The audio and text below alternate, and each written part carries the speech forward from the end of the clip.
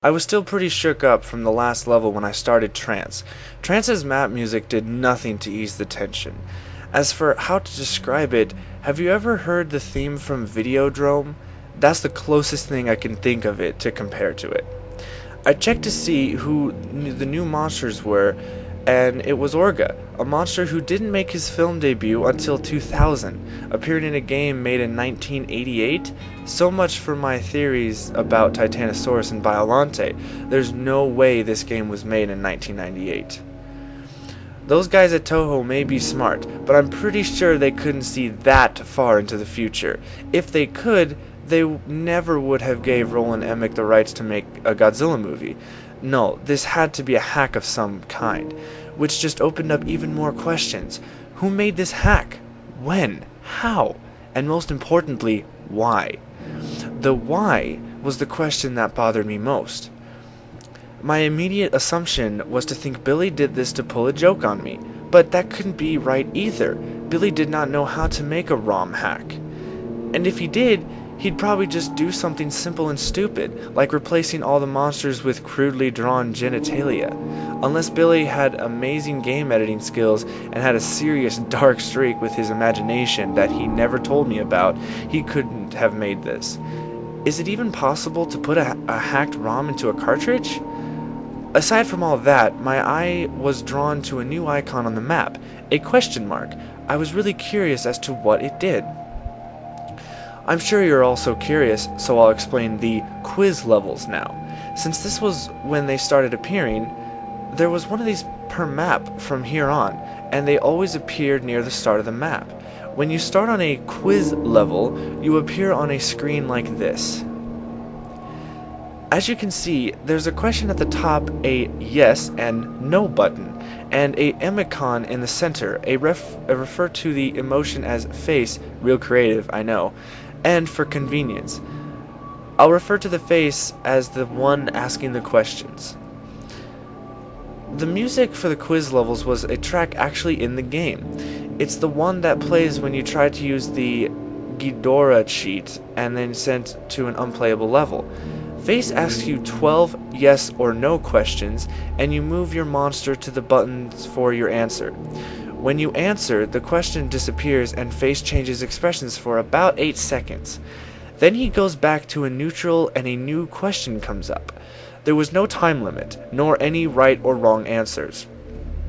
Face had no respect for the player's personal boundaries, and will sometimes ask deeply disturbing and personal questions. For example, do you like hurting people? Have you ever killed/raped anyone?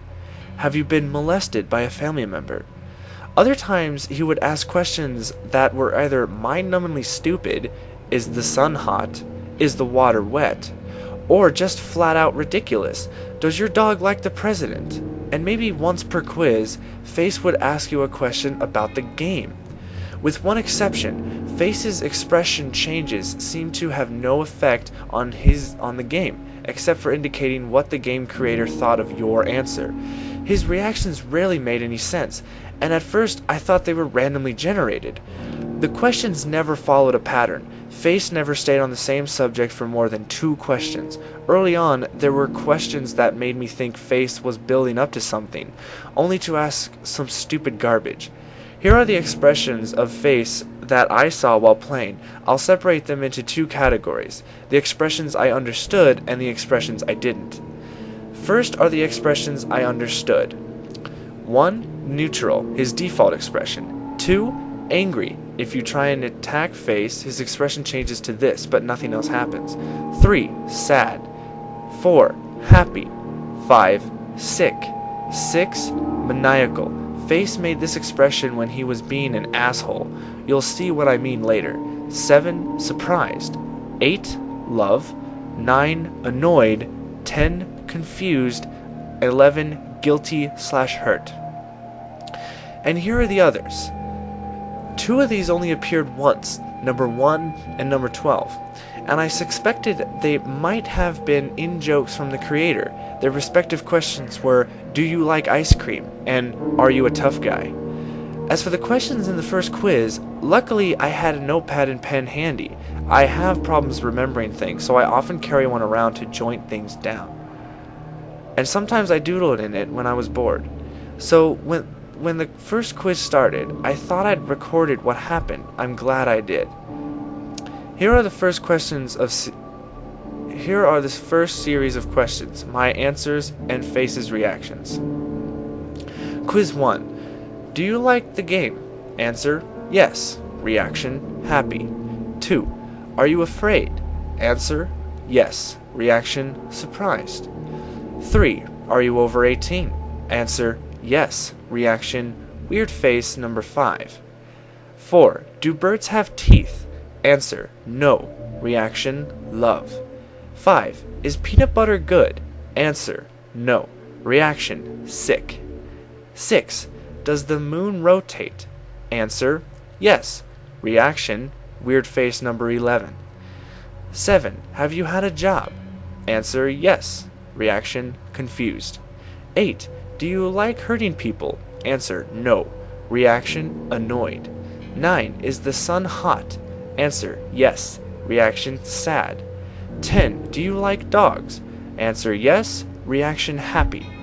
11. Is the president good? Answer, yes. Reaction, weird face number 3. 12. Do your dog like the president? Answer, no. Reaction, angry. Now that I've explained all that, time for the gameplay. After the quiz level, I tried a new green temple icon first. Wow, maybe this is why the game was so weird. One of those designers was clearly drugged out of his mind. Jokes aside, I was quite impressed by the graphics of this level, as disorienting as they were, but I hate those creepy, blank staring statue faces. The music had a hypnotic Indian techno vibe to it. There were 2 new enemies in this level, a flying ghost type thing with a trunk, and a bat with a horse for a skull on the face.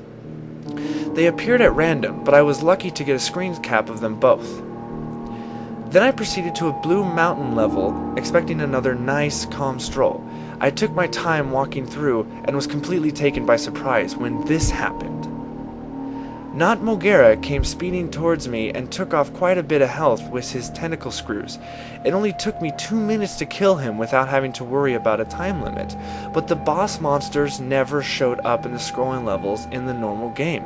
I was worried as to what other rules in the game would break. After another Blue Mountain stage, it was time to fight not Varen, whose replacement was one of the most bizarre things in the game. This strange creature attacks you by kicking and also opening up his chest and firing heat-seeking missiles. I still don't get it. The missiles were sometimes a pain to deal with, but I found out you could tail whip them out of your way. Not Varen was probably the easiest of the monster replacements. The same could not be said for Not Hedorah. Apparently, the source of horse bats, Not Hedorah, was the most aggravatingly difficult monster to fight yet. Mostly because of his special ability. He could shriek and summon a small swarm of those horse bat things.